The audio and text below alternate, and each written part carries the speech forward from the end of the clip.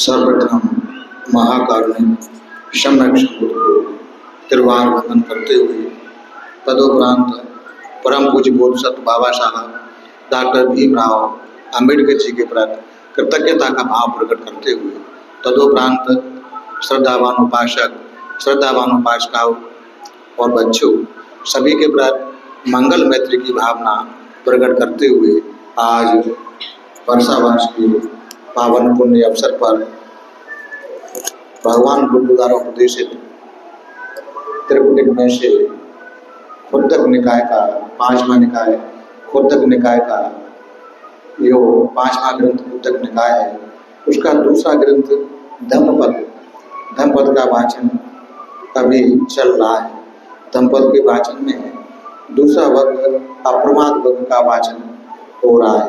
अप्रमाद वर्ग की प्रथम 3 गाथाओं का आज 7वें दिन देशना है। तो आज यह 7वें दिन या अप्रमाद वर्ग की प्रथम 3 गाथाओं की देशना का समापन होगा। तो संक्षेप में जो 6 दिन में देशना हुई इस सामावती वस्तु की कथा के बारे में वो इस प्रकार है। देशना प्रारंभ हुई पहले दिन से 2 राजाओं को लेकर जो अलकप और वेद दीपक नाम के 2 मित्र बचपन से साथ में थे। बाद में वहाँ के राजा हुए।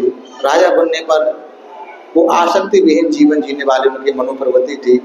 उन्होंने देखा कि हमारे आगे कितने राजा हुए, पीछे भी कितने होंगे, लेकिन साथ लेके कोई नहीं गया, सब यहीं छोड़ के गए हैं, तो हमें इस ग्रस्त जीवन से क्या प्रयोजन।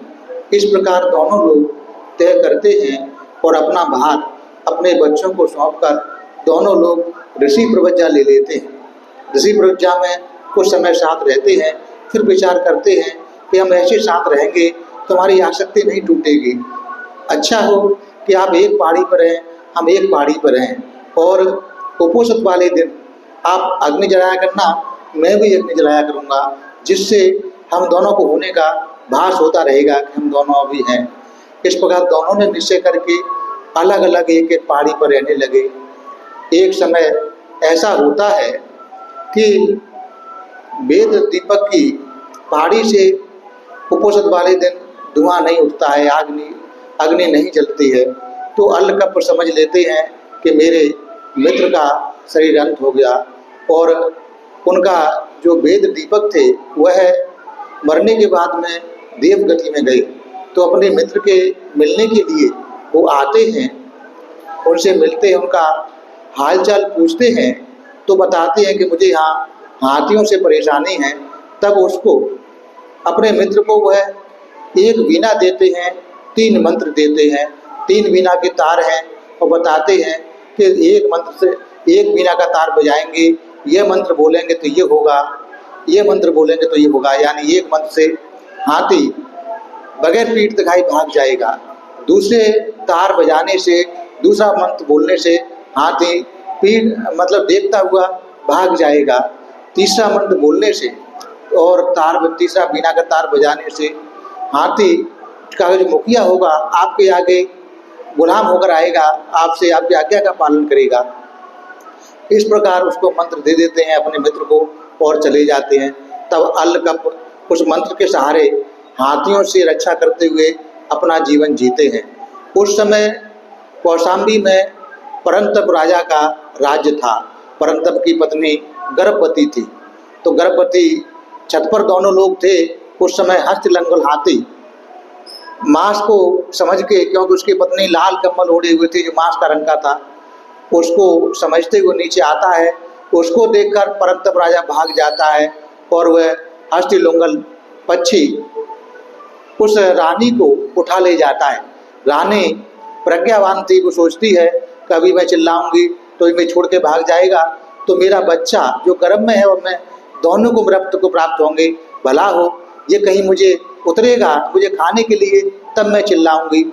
ऐसा करके वह एक हिमालय पर जाकर वहाँ एक बरगद का वृक्ष था विशाल, वहीं पर उतरता था। तो वहाँ उतरता है, अनुकूल अवस्था देखकर वह रानी चिल्लाती है। रानी की आवाज़ सुनकर ताली बजाती है, तो वह जो पक्षी था विशालकाय हस्तलंगल पक्षी भाग जाता है। तब वह वहाँ बारिश होती है, बारिश को सहन करती है, रात होती है और बड़ा उसे गर्भ वेदना होती है और रात में उस बच्चे का बारिश शांत होती है, सूर्योदय होता है और बच्चा भी गर्भ से बाहर आता है, गर्भ बच्चे का भी जन्म हो जाता है।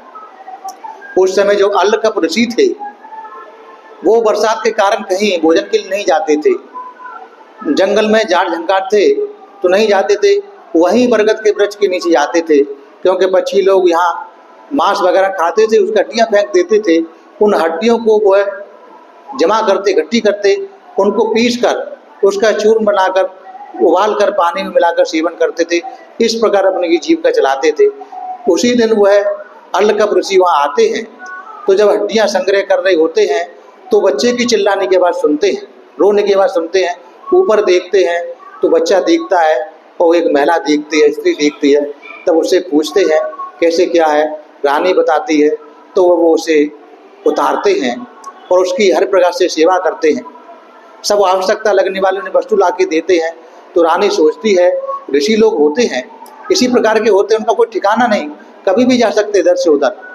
तो उन्होंने उसको अपने मोह पास में फंसा कर उनको ऋषि प्रवज्जा को तोड़ते हुए उनके साथ ग्रस्त जीवन जीने लगते हैं। इस प्रकार वो ऋषि भी रहते हैं और ग्रस्ती भी रहते हैं। तब एक समय ऋषि कहते हैं कि ऐसा लगता है कौशाम्बी का जो परंतप राजा है वो उज्जैन का जो परंतप राजा है वो मर गया। तो वो कहते हैं वो तुम्हारे दुश्मन थे क्या, कुछ अहित किया था? कि अहित नहीं किया था, वो ऐसा नक्षत्र बताते हैं। तब वो रोने लगती है, क्यों रो रही है? वो मेरे पति थे और इसलिए रो रही हूँ कि जो बच्चा है अगर वहाँ होता, वहाँ का राजा होता और यहाँ है तो वहाँ बहुत सारे उसके राजा हो जाएंगे, तो तुम चिंता मत करो, यही वहाँ का राजा बनेगा। तब वह अर्लकप ऋषि जो बच्चा था जिसका नाम उदयन रखा गया था उसको वीणा देते हैं और तीनों मंत्र सिखाते हैं। तीनों मंत्र सिखाकर वीणा देकर उसे राज्य प्राप्ति के लिए भेजते हैं और वहाँ जाकर वह राज्य प्राप्त कर लेता है, वहाँ का राजा बन जाता है, कौशाम्बी का राजा हो जाता है। उसके बाद में कौशाम्बी का राजा होने के बाद में अगली जो कथा चलती है वो कौशिक सेठी की चलती है। कौशिक सेठी जो था वो पहले कौतूहलिक नाम का व्यक्ति था, उसके भद्रवती नगर में आयुर्वाद रोग फैल गया। वह अपनी पत्नी और बच्चों को लेकर चलता है और खाने पीने का जो सामान था रास्ते में समाप्त हो जाता है। समाप्त होने पर बच्चे को छोड़ने की कहता है, लेकिन माँ नहीं मानती।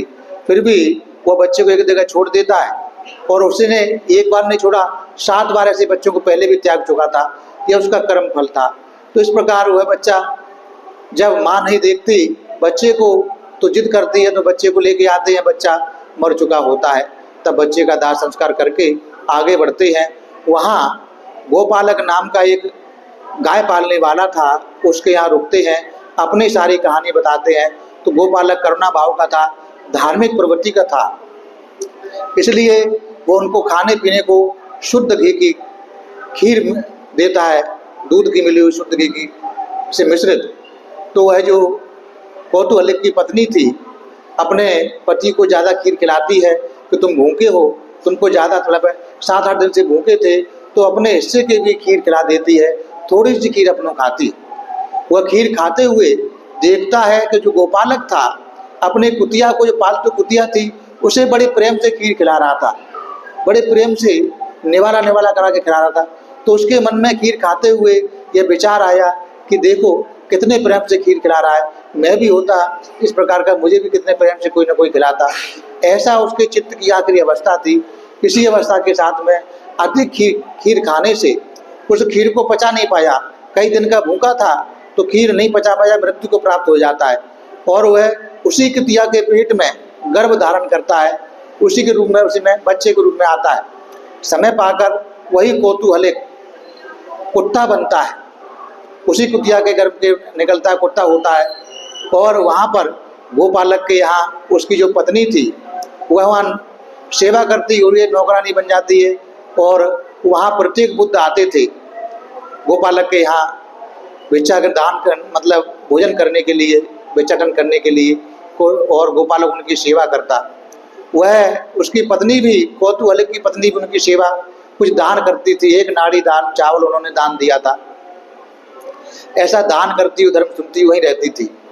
वह जब कुटिया के पेट से उसका जन्म हुआ तो वहाँ पर गोपालक के पास में रहता। प्रत्येक बुद्ध आते। इस प्रकार प्रत्येक बुद्ध से उस कुत्ते का स्नेह हो गया, प्रेम हो गया। उनके साथ वो ठीक प्रकार का व्यवहार करता था, बड़ा प्रेम करता था। जब जब गोपालक को काम होता तो कुत्ते को भेज देता कि जाओ बंते को लिवा के लेके आओ, तो कुत्ता जाता, उन्हें लिवा के लेके आता। कभी कभी उसे प्रत्येक बुद्ध तमाम तरह से रोकते थे, लेकिन वह उन्हें लेके आता किसी प्रकार से। ऐसा उसका स्नेह स्थापित कर लिया था कुत्ते ने प्रत्येक बुद्ध से। समय होता है, बंते जी का, प्रत्येक बुद्ध जी का चीवर है, वह पुराना पड़ जाता है। तब वो कहते हैं, उपासक मुझे चीवर लेने जाना है, चीवर सिलाना है। वो कपड़ा देता है, तो मुझे अकेले में चीवर सिलना कठिनाई होगी, तो मैं जाता हूँ, चीवर सिला के आता हूँ। तो कहते हैं जल्दी लौटना।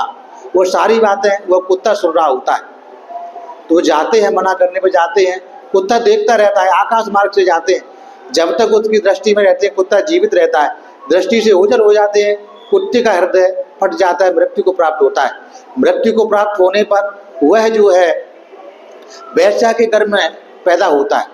और वैश्या को, जो वैश्या होती हैं, उन्हें लड़कियां ज़्यादा प्यारी होती हैं, लड़के प्यारे नहीं होते, क्योंकि उनकी वंश परंपरा को वैश्या की जो परंपरा होती है, लड़कियां बढ़ाती हैं, लड़के नहीं बढ़ाते। तो इसलिए उस वैश्या ने उस बच्चे को कचड़े में, कूड़ेदान में फेंकवा दिया। उस नवजात बच्चे को देखने के लिए, खाने के लिए कुत्ते जमा होते, छील कौवे जमा होते हैं, लेकिन नज़दीक नहीं आते। क्यों नहीं नज़दीक आते? क्योंकि उसका प्रत्येक बुद्ध का जो संबंध था, जो प्रेम था, उसके पुण्य के बल से नहीं आते।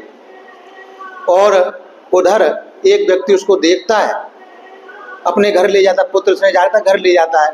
उस समय एक ऋषि ने बताया, एक जोशी ने वहाँ के नगर सेठ को, कि आज जो बच्चा जन्म लेगा वह नगर सेठ होगा।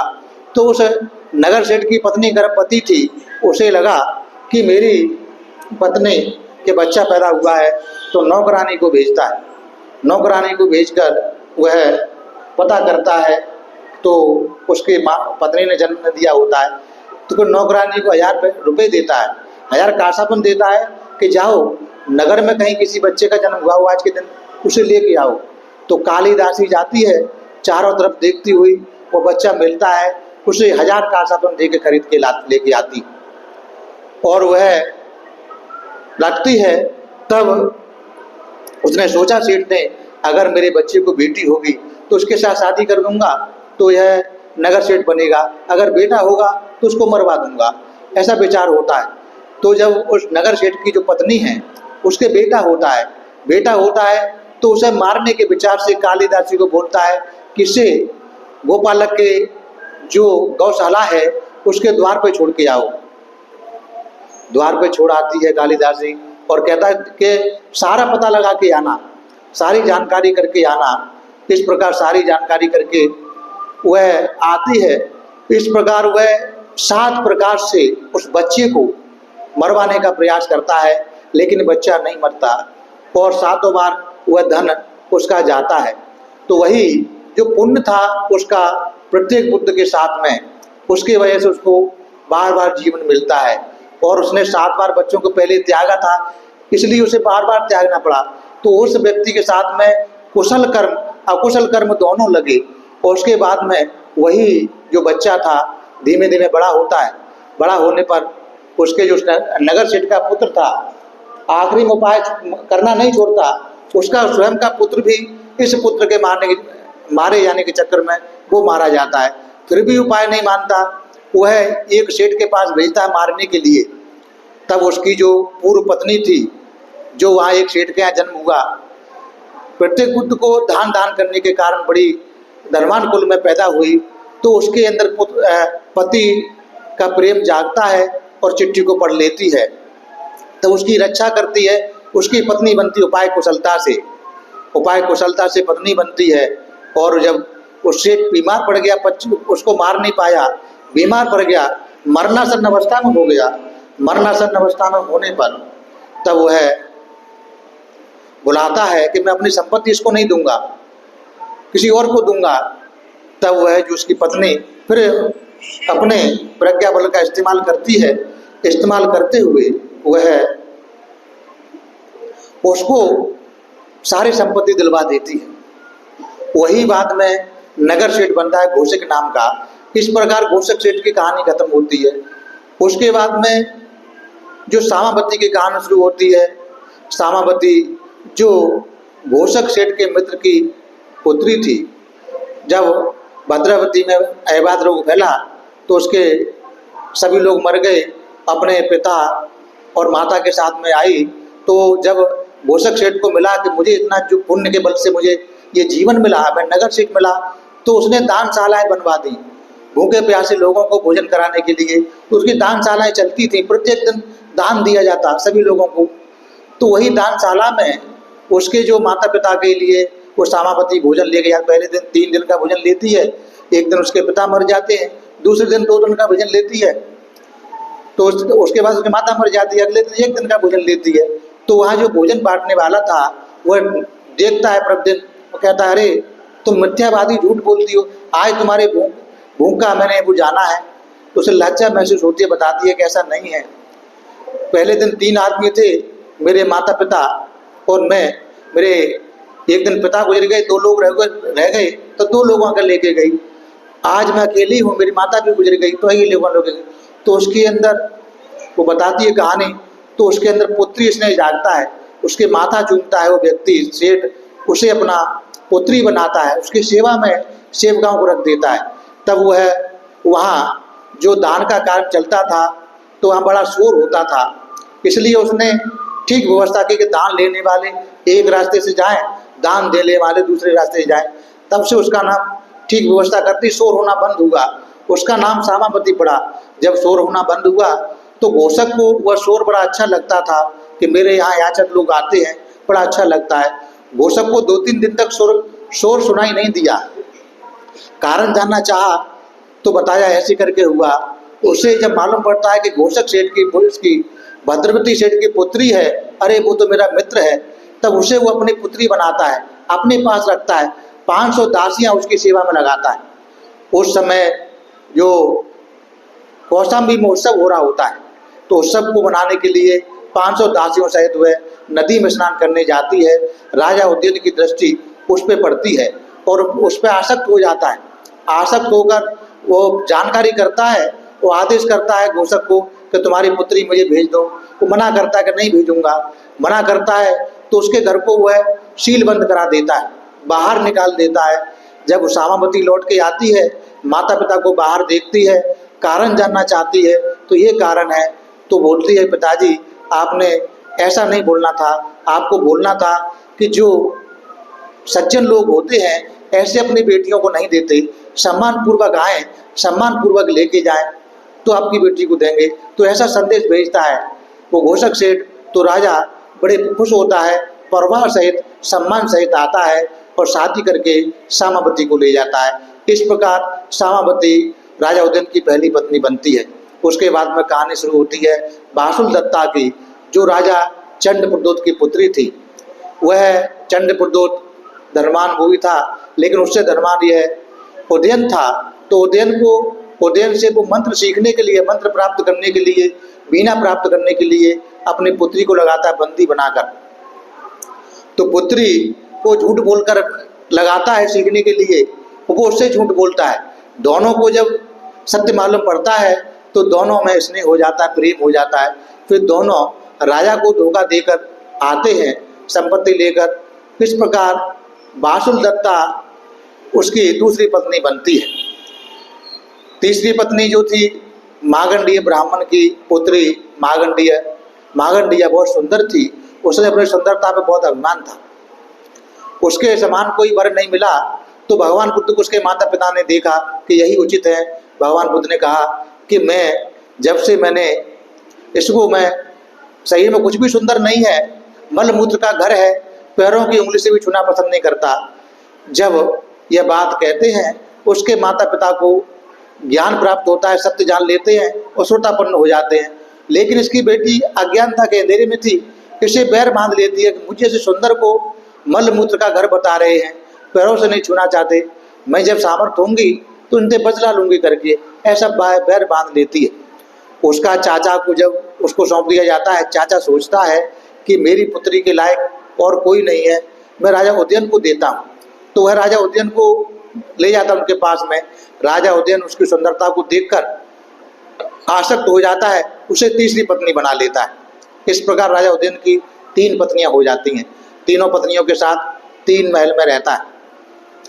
मागंडिया सुंदरता अभिमानी थी, सामावती श्रद्धावान थी। सामावती की सेवा में खजुत्रा रहती थी। वह भगवान के प्रवचन को सुनकर श्रद्धावान हो जाती है और अपनी चोरी कबूल करती है, तो सामावती उसको माफ कर देती है और धम्म प्रवचन सुनने की उनसे कहती है, निवेदन करती है उन्हें। तब वह उन्हें धर्म प्रवचन सुनाती है, भगवान के दर्शन के लिए आग्रह करती है, तो दीवार में छिद्र करा देती है। तो मागंडिया को मालूम पड़ता है, राजा से शिकायत करती है, राजा को भड़काती है। तमाम तरह से राजा को भड़काया, एक दिन भड़काने में सफल भी हो जाती है। सफल हो जाती है तो राजा जब उन्हें मारने दौड़ता है, तीर चलाता है, तो राजा की वो तीर नहीं लगता। वो राजा का तीर सामावती को हाथ को नहीं लगता, उसी को लौटते आता। तब वो माफ़ी मांगता है, माफ़ी मांगता है और वर मांगने की कहता है। तब सामावती को वर मांगती है, मुझे भगवान के दर्शन हो, धम्म सुनने को मिले, दान करने का अवसर मिले। तो ऐसा सब उसे राजा वर देता है। तो आनंद 500 भिक्षुओं के साथ वहाँ आते थे डेली भोजन दान करने के लिए, धम्म प्रवचन करने के लिए। तब एक बार देशना के आधार पर उन सभी ने 1 लाख के बहुत सारे 500 वस्त्र दान किए, चीवर दान किए। उदयन ने देखा इतना दान किया, आनंद से पूछता है क्या करते हैं।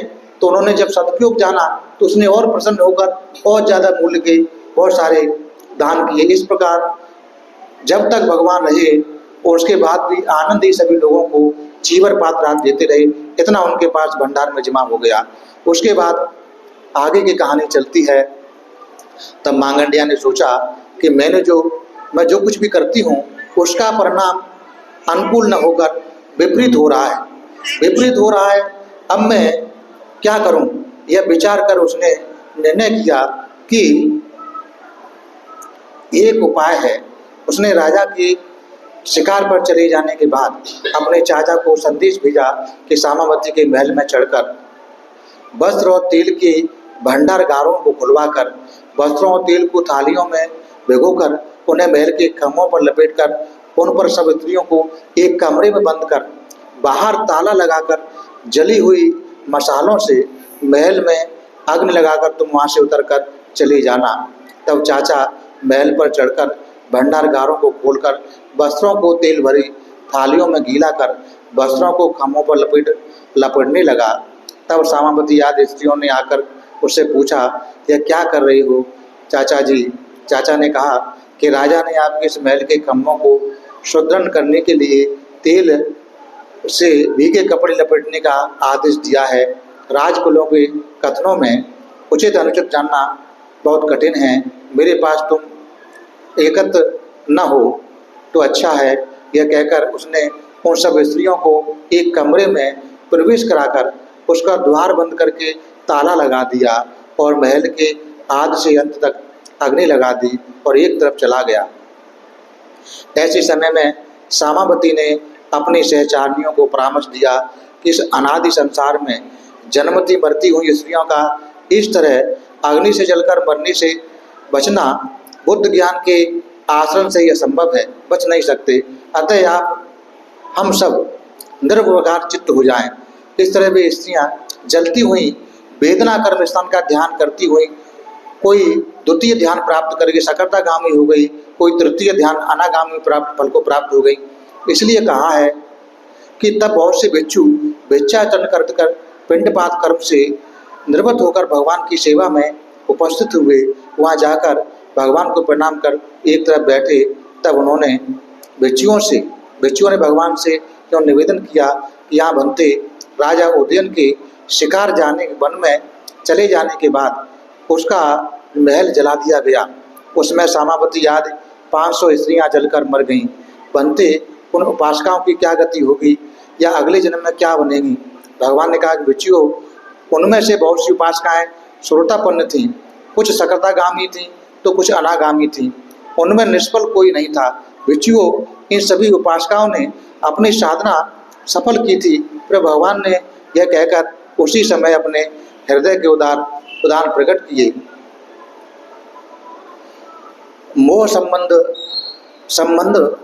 संबंध जनो लोको भव्य रूपो वर्धिष्यति, उपदी बंधनो बालो तमसा परिवारितो, सस्य तोरेव खायति पश्तो नत्थि किंचनंति। मोह से यावत यह सारा संसार सुंदर दिखाई देता है, इसमें मूर्ख जन मानसिक असत विचारों से तथा तमोगुण से घिरे हुए शाश्वत रहते हुए भी इस तरह काम भोग रहे हैं, वे इसका दुष्परिणाम नहीं देखते। यूँ यह कहकर उन्होंने यह भी कहा कि बच्चों, यह सांसारिक प्राणी संसार के आवागमन के भ्रमण करते हुए नित्य अप्रमाद रहकर पुण्य कर्म आदि नहीं करते, अपितु कभी कभी प्रमादी होकर पाप कर्म भी कर बैठते हैं। अतः इस सांसारिक भ्रमण में उन्हें कभी सुख का अनुभव करना पड़ता है तो कभी दुख का। यह भगवान का धर्म उपदेश था। राजा सामावती का महल जल गया, यह सुनकर जल्दी से आता हुआ महल के जलने से पूर्व नगर में नहीं पहुंच सका। आकर महल का अग्निशमन कराते हुए उसे बहुत क्रोध आया। वह मंत्रियों की सभा में सामावती के गुणों का ध्यान करते हुए इस अपराध पर विचार करने लगा। अंत में मागंडिया ने किया होगा यह निश्चय कर सोचा कि यह दंड देने पर सच नहीं बताएगी, अतः दूसरे उपाय से पूछूंगा। वह मंत्रियों से बोला, राजा कि आज से पहले मैं प्रतिक्षण आशंकित ही रहता था, सामावती प्रतिदिन मेरे दुर्गुण ही देखती थी, अब मेरा चित्त शांत है, मैं भी सुख से रहूं। मंत्रियों ने कहा कि महाराज, यह सब किसका कार्य हो सकता है कि जो मुझ पर अति स्नेह दिखाते होंगे किसी ने किया होगा, किसी ने किया होगा। मागंडिया भी पास ही बैठी थी। यह सुनकर उसने कहा, अन्य कौन कर सकता है महाराज, मैंने ही यह कार्य अपने चाचा से कहकर करवाया है। उसके पास जाकर राजा ने कहा कि दूसरा कोई मुझ पर इतना स्नेह कौन कर सकता था, मैं प्रसन्न हूँ, मैं तुम्हें वर देना चाहता हूँ, अपने परिवारजनों को भी बुला लो। उसने अपने परिवारजनों को सूचित किया कि महाराज, तुम लोगों प्रसन्न हैं, पुरस्कार देना चाहते हैं, आप लोग शीघ्र आइए। तब राजा ने उन आए हुए संबंधजनों को स्वागत का नाटक करते हुए उसे देखकर संबंधजनों से अन्यों ने भी एक दूसरे के लोग आगे बढ़कर अपने आप को मांगंडिया का संबंधी बताया। राजा ने उन सबको पकड़वा कर नाभि तक गड्ढे में खुदवा कर उन्हें उन पर गड्ढों में खड़ा कर दिया। उन गड्ढों को मिट्टी से भरवा कर ऊपर पलाल डलवा कर उसे में आग लगवा दी। उनका चर्म जल जाने के बाद उनके शरीर को लोहे की सीकड़ों से टुकड़े टुकड़े करवा कर मागंडिया के शरीर से भी तेज शस्त्रों द्वारा स्थान स्थान पर मांस नचवा कर तेल के कढ़ाई में पुओं की तरह पकवा कर उसे दूसरों को खाने के लिए दे डाला। इस प्रकार राजा ने बड़े उन्हें इतना दंडित किया, इतना उसे क्रोध था, बहाने से उसने सत्य को जाना। धर्म सभा में भिक्षुओं के बीच इस बात की चर्चा होती कि ऐसे श्रद्धालु प्रसन्न बदन उपासका सामावती का इस तरह मरण तो बहुत अनुचित हुआ। इसी समय वहाँ भगवान पधारे।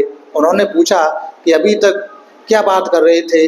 भिक्षुओं ने बताने पर भगवान बोले कि भिक्षुओं, सामावती आदि इन महिलाओं के साथ इस जन्म में कोई यह जो अनुचित हुआ है यह उनके पूर्व जन्म के कर्म का फल है। भिक्षुओं ने पूछा कि बनते पूर्व जन्म में इन स्त्रियों ने क्या किया था, वह बताइए। तो भिक्षुओं को पूछने पर भगवान ने बताया कि अतीत काल में जब प्रत्येक वाराणसी पर ब्रह्मदत्त राजा का राज्य था, राजमहल में 8 प्रत्येक बुद्ध प्रतिदिन भोजन करने आते थे। महल की 500 स्त्रियां उनकी सेवा में करती थीं। उन 8 में से 7 प्रत्येक बुद्ध हिमालय पर्वत पर चले जाते, परंतु एक वहीं नदी किनारे किसी तृणगुच्छ के नीचे साधना में रहते थे।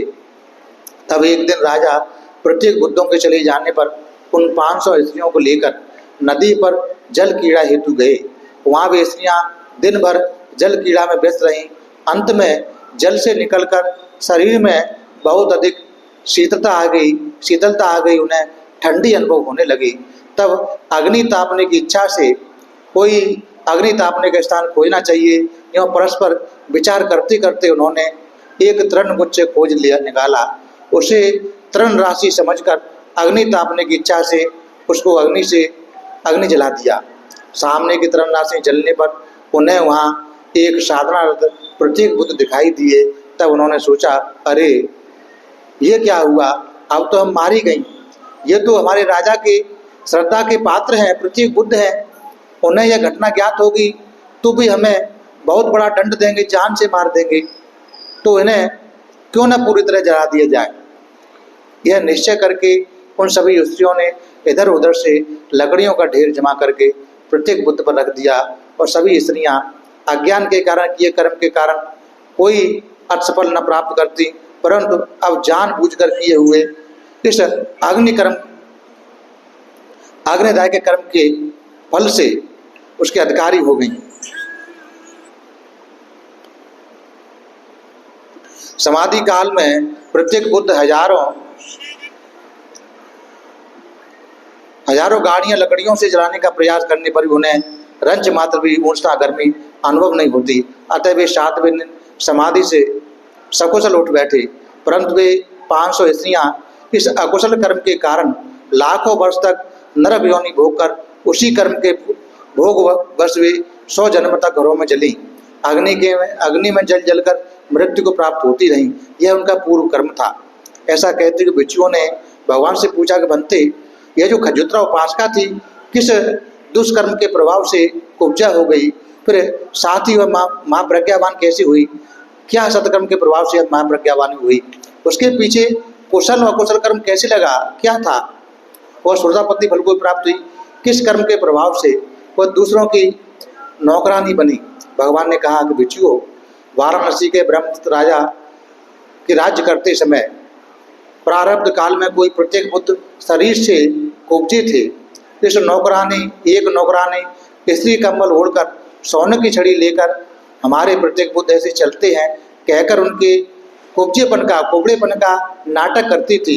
उसी कर्म के प्रभाव से वह इस जन्म में स्वयं कुब्जा बनी। उसने इस प्रत्येक बुद्धों को प्रथम दिन राजमहल में प्रवेश करने पर खीर से भरे पात्र पकड़ाए थे, दान किया था। खीर के गर्म होने पर वे प्रत्येक बुद्ध उसे पात्र में उलट पलट कर पीने लगे। उस स्त्री ने उनको ऐसा करते देखकर अपनी संपत्ति स्वरूप 8 चूड़ियां उनको दी और कहा कि इन पर रख कर खा लो। उनको वैसा करते हुए न देखकर, ठिठकते हुए जानकर, उनके मन की बात समझकर, बनते हमारा इनसे कोई प्रयोजन नहीं है, आपकी ही ये छूट गई है, आप इन्हें ले लें, लेकर जाएं, यह कहा। वे उन्हें लेकर नंदमूल पर्वत पर चले गए। आज वे चूड़ियाँ वहाँ सुव्यवस्थित हैं। वह इस दान कर्म के प्रभाव से आज त्रिपुटिकधारी उपासका बनी। प्रत्येक बुद्ध की सेवा करने के कारण भी वह आज सोतापत्ति फल को प्राप्त हुई। और नौकरानी बनने के पीछे क्या, काश्यप बुद्ध के समय वाराणसी सेठ की एक लड़की छाया बढ़ने के समय दर्पण लेकर अपने को सजा रही थी। उसी समय उसकी कोई एक छीना सा बिचनी उससे मिलने वहाँ पहुँची। मिलने आई बिचनियाँ छीना सब होने पर भी अपने उपस्थापक कुल में किसी न किसी से मिलने जाया ही करती रहती। उस समय सेठ की लड़की ने पास कोई नौकरानी नहीं थी, अतः उसने उस बिचनी से कहा, आर्य प्रणाम करती हूँ, कृपया मेरी यह प्रसादन पेट का श्रृंगार का जो पेटी है उठाकर देना। इस तरह बिचनी ने सोचा, यदि मैं अब इसकी यह श्रृंगार की पेट का न देती हूँ तो यह मुझसे बैर बांध लेगी। इस बैर के कारण इसका नरक में जन्म होगा। यदि मैं दे देती हूँ तो यह असत्कर्म के प्रभाव से इसको भावी जन्म में नौकरानी बनना पड़ेगा। तो चलो, नरक से अपेक्षा नौकरानी बनना ज़्यादा श्रेष्ठ है। यह सोचकर उसने उन्हें अनुदय की कल्पना करते हुए उसको वह श्रृंगार की पेट का उठाकर देती। इसी कर्म के प्रभाव से खजुत्रा नौकरानी बनी। उन्होंने छीना से बिच्छू से काम लिया। कौन जीवित कौन मृत। फिर एक दिन बिच्छू धर्म सभा में चर्चा करने लगे कि सामावती आदि 500 स्त्रियां घर में अग्नि में जलकर मर गईं। मागंडिया के संबंधी पलाल की अग्नि में लोहे की छड़ों से काट डालकर जला डाली गई। मांगंडिया को जलते तेल में डालकर भून डाला गया। उनमें से जीवित किसे कहा जाए और मृत किसे कहा जाए? इसी बीच शास्ता उस धर्म सभा पहुंचे और पूछा, कहा कि भिक्षुओं, वास्तविकता यह है कि जो प्रमादपूर्ण जीवन व्यतीत करते हैं वे 100 वर्ष जीकर भी मृत के समान हैं, और जो अप्रमाद होकर जीवन यात्रा करते हैं वे मरकर भी जीवित ही रहते हैं। इस दृष्टि से मागंडिया जीवित रहती हुई मृत तुल्य थी। इसके विपरीत सामापति आदि 500 स्त्रियां अप्रमाद जीवन व्यतीत करती हुई मरकर भी आज भी जीवित के समान है। भिक्षुओं, अप्रमाद जीवन जीने वालों का और मरण कोई महत्व नहीं रखता। उसके बाद उन्होंने ये गाथाएं कही थी, अपमादो अमतंग पदंग पमादो मज्जनो पदंग अपमत्ता न मियंती एपमत्ता यथा मता एतंग विशेषतो यत्वा अपमादम भी पंडिता अपमादे प्रमोदंती आर्यानंग गोचरे रता ते जायनो सात्विका निश्चंग दल परकमा फुसंती धीरा निपानंग योगक्षेमंग अनुत्तरंग। 3 गाथाएं कहीं। तीनों गाथाओं का अर्थ है अप्रमाद अमृत का पद है तथा प्रमाद मृत्यु का पद। प्रमाद न करने वाले मरते नहीं हैं। इसके विपरीत जो प्रमादी जीवन जीते हैं मरे हुए के समान होते हैं। पंडित जन, ज्ञानवान जन अप्रमाद को विशेष रूप से जानकर अप्रमाद में ही आनंद का अनुभव करते हैं तथा आर्यों द्वारा बताए गए ध्यान साधना में लगे रहते हैं। जो साधक निरंतर अप्रमाद भाव से ध्यान साधना में लगे रहते हैं वह सततः उद्योग परायण रहते हुए धैर्यशाली लोग इस उत्तम कल्याण स्वरूप निर्वाण को स्पर्श करते हुए उसका साक्षात्कार कर लेते हैं। इस प्रकार भगवान बुद्ध की ये 3 गाथाओं की इतनी बड़ी कहानियाँ थीं और संक्षिप्त में पूरी कहानी बताने का प्रयास किया। यह जो धम्म देशना थी, इस धम्म देशना को सुनकर वहाँ उपस्थित वो लोग थे, बहुत सारे लोग श्रोतापत्ति फल में प्राप्त हो गए और वहाँ बहुत सारे साधक जनों को वह देशना सार्थक सिद्ध हुई। तो आज आप लोगों ने श्रद्धा पूर्वक सुबह में ध्यान किया, शील ग्रहण किया, पूजा वंदना ली, धम्म श्रवण किया, वो पूजा वंदना ली, सूत्र श्रवण किया, शाम में पूजा वंदना ली, शील ग्रहण किए, धम्म श्रवण किया। इस प्रकार दिन भर के समय में बहुत सारे पुण्य संचय किए।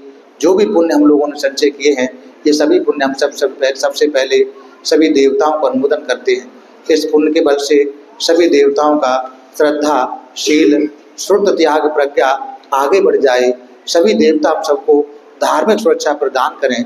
सभी देवताओं को उत्तम 4 आर्य सत्य साक्षात्कार करने का पुण्य मिल जाए। उसके बाद ये सारे पुण्य हम लोग अपने आचार उपाध्याय, वरिष्ठ बंधुगणों और सभी बंधुगणों को अनुमोदन करते। इस पुण्य के प्रभाव से वो सभी लोग सुखी हों, सबका कल्याण सदे, उन सभी लोगों को उत्तम 4 आर्य सत्य साक्षात्कार करने का पुण्य मिल जाए। उसके बाद ये सारे पुण्य हम लोग संसार के सारे प्राणियों को अनुमोदन करते हैं। यह पुण्य सारे संसार के सारे प्राणियों को प्राप्त हो। इस पुण्य के बल से संसार के सारे प्राणियों को सत्य धर्म का मार्ग मिले, सत्य धर्म के मार्ग पर चलकर कर्म फल से मुक्त होकर निर्वाण गति को प्राप्त हो, ऐसी कामना करते हैं। इसके बाद ये सारे पुण्य हम लोग यहाँ आए हुए सभी लोगों को अनुमोदन करते हैं। इस पुण्य के बल से सभी लोगों की सारे प्रकार की आपत्ति विपत्ति, सारे प्रकार की विघ्न बाधा दूर हो। इन सभी लोगों को उत्तम 4 आर्य सत्य साक्षात्कार करने का पुण्य मिल जाए।